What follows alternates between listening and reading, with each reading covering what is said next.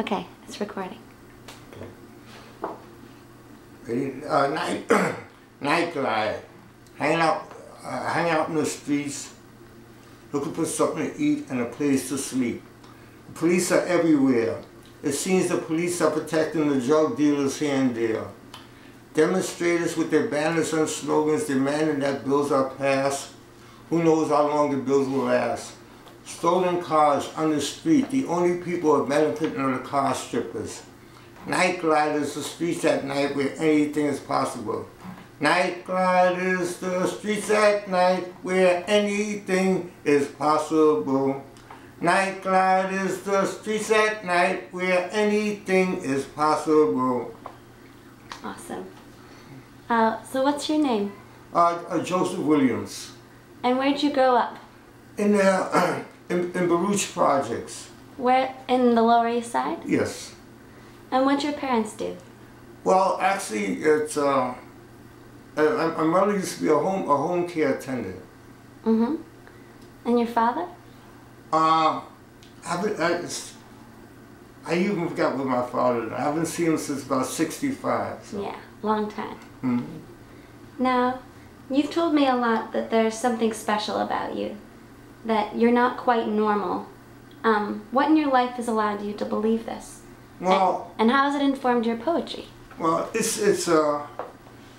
for many years I've had ever since I was real young, which I didn't realize I had a pituitary tumor, and it always affected one side of the head, which actually affected the whole body. It was always on the left-hand side, and I've had those headaches for almost 20, 25, almost 30 years.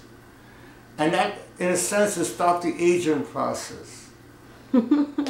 Because once you are sort of like, once you stop the pituitary gland, which is the aging gland, and that's that.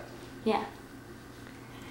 And so ever since that, and ever since as a kid, when I was a kid, other kids used to throw rocks at me, considering that I was a freak. Huh. And so I've always known I was different. Mm-hmm. And a lot of people they have known it too. Also, I was different. And I wasn't quite like everybody else. Yeah. But you're special too. Yeah. How old are you, Slima? It's 61 going on a half. 61 and a half. 61, and you look about 30. Yeah, thank you. Now, you've been working at a pizza shop for over 25 years now, right? Oh yeah, 25 years. Yeah. And what else in your life has allowed you to sort of... Well, actually, your creative life. Well, actually, in the 60s, I started being as a poet, and I started writing. And then finally, I think it's 2005, that's when I started writing posters. Uh-huh. Like this one? Yeah. And I've been doing that since then, and I've actually had my second art show, which was a couple weeks ago.